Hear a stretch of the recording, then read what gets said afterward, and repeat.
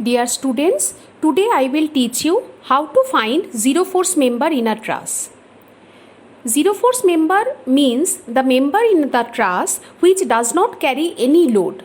Then for what purpose they have been given in the truss? They have been given to maintain the determinacy of a truss.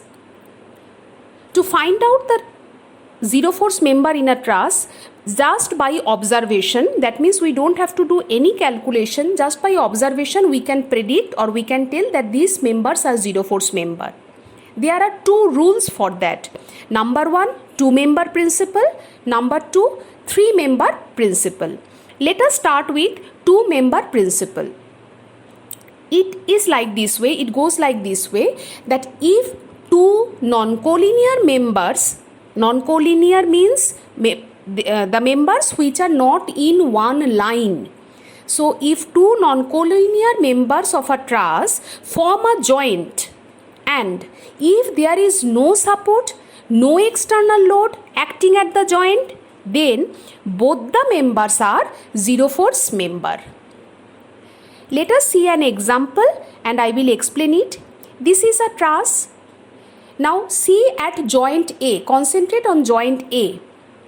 At joint A, BA and EA, these two members are meeting at joint A. BA and EA, they are non-collinear, that means they are not lying in the same line. So these two members are meeting at joint A, and at this joint, at A, there is no support. Support means like this. Where are the support? Support is at D and at C. At C there is a roller support. At D there is a hinge support. So at joint A there is no support. Is there any load acting at joint A? No, there is no load acting at joint A. So both the members, that means BA and EA, both the members are zero force member. So this is rule 1, two members principle. Let us elaborate further. Let us concentrate on the joint E. You tell at E joint, what are the members? How many members are coming over here? 3 members are coming over here. So we cannot apply the two force principle over here.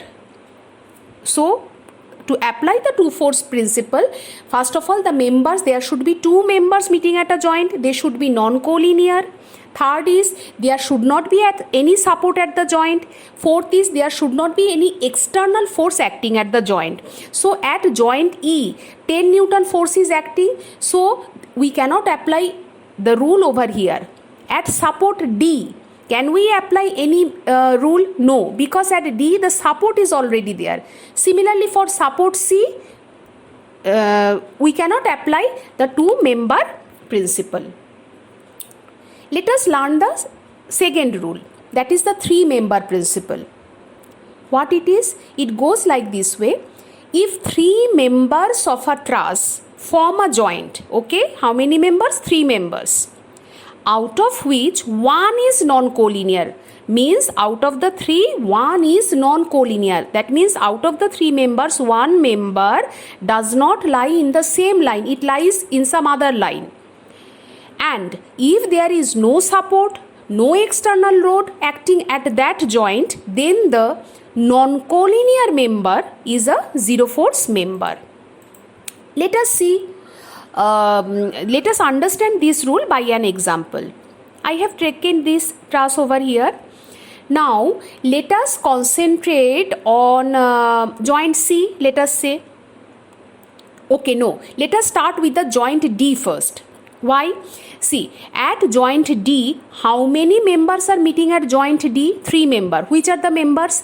AD, OD, CD, correct? So at joint D, 3 members are meeting.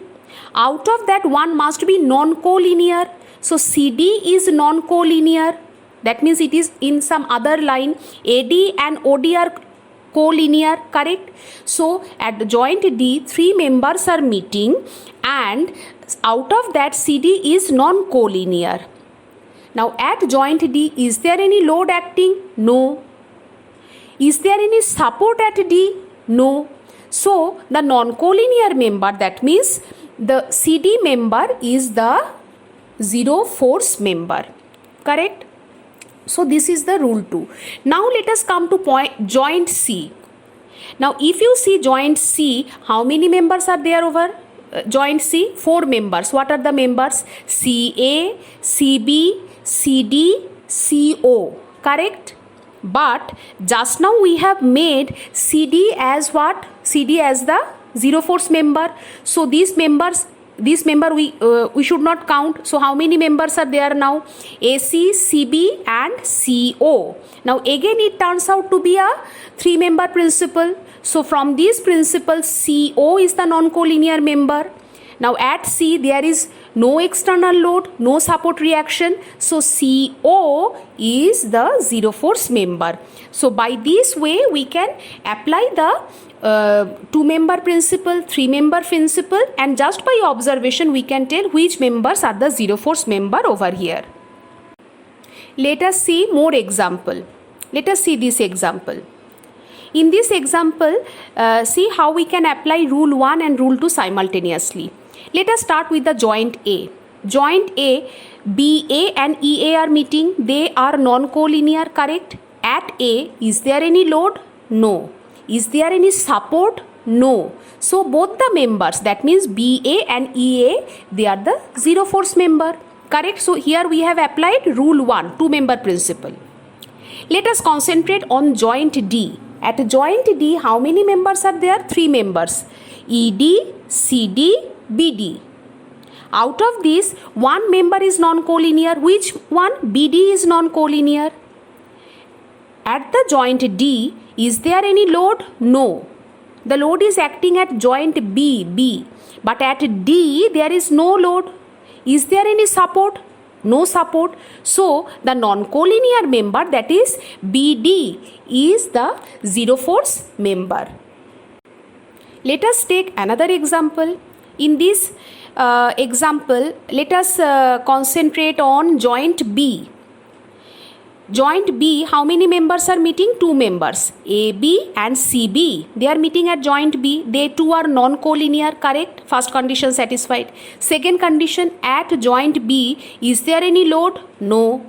Is there any support? No. So both the members are zero force member. That means AB and CB are zero force member. Let us see another problem. In this problem, please let us start how to solve the problem, that how many zero force members are there. Now concentrate on joint A. Joint A, how many members are meeting? EA and BA. 2 members are meeting. They are non-collinear. Okay. First point, okay. Second point, is there any load at A? No.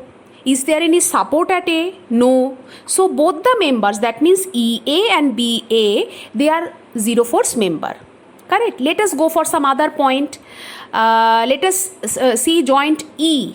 Joint E, how many members are there? 3 members. What are the members? DE, AE, FE. Now out of these 3 members, EA already we have marked at 0, so we can ignore it.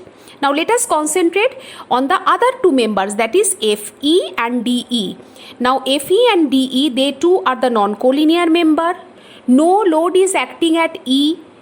No support is there at E. So both the members are zero force member, that is FE and DE are also zero force member. I would like to extend this problem a little bit. Now if we concentrate on joint B, what will happen? How many members are there? 3 members.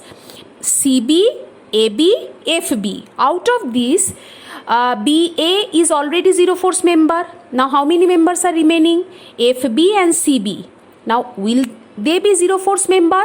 No, they will not be zero force member, because at joint B 10 Newton force is already acting. So we cannot apply the principle over here.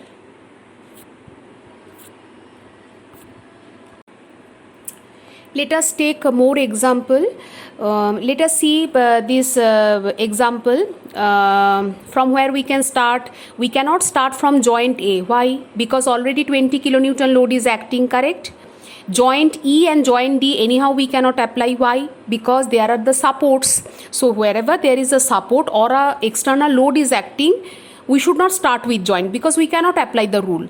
Let us start with some joint where there are only two forces acting, but here there is no joint where only two forces are acting. So we cannot apply two-member principle over here, correct na? So we have to start with a joint where there are three members. Let us see from which member we can start. Let us start with joint G. Now joint G is a three member which AG, BG and FG. Three members are meeting at the joint G. Out of that, one is non-collinear, that is BG is non-collinear. At G, is there any load? No. Is there any support? No. So the non-collinear member, that is BG, will be a zero force member. Correct? Now let us move further. Let us see, now concentrate on joint B. Joint B, how many members are there? First of all, count 4 members. AB, GB, FB and CB. Out of these 4 members, already GB we have marked at 0. So this member cancels. Now it converts to a 3 member AB, FB and CB. Correct? Now out of this, FB is non-collinear. At B, there is no load, no support. So the non-collinear member, that is FB, is a zero force member. Correct? Now come to joint F. At joint F, how many members are there? 4 members. GF, EF, BF and CF. 4 members. Correct? Out of these 4, just now we have marked BF as 0. So how many members are there now? 3 members. GF, EF and CF. Now CF is the non-collinear member. At F there is no load, no support. So the non-collinear member, that is CF, is the zero force member. Let us see whether we can find out more zero force member over here. At joint C. At joint C, how many members are there? 4. BC, FC, EC and DC. Correct? 4 members are there. Out of these, CF already we have marked as 0. So now this is 3 member. Out of these 3 member, EC is the non-collinear member. And at C, there is no load, no support. So the non-collinear member, that is the CE, is the zero force member. This another problem I have given you for exercise. You can practice it, that find out the number of zero force member in this truss. The answer is 1, 2, 3, 4, 5. Answer is 5. You please try it and see by this way, as I have explained, that whether you can find out the zero force member. All the examples, that is 7 examples total I have taken to find out the zero force member by observation. Please see that you solve it on your own and check it, and these are all past year GATE question paper.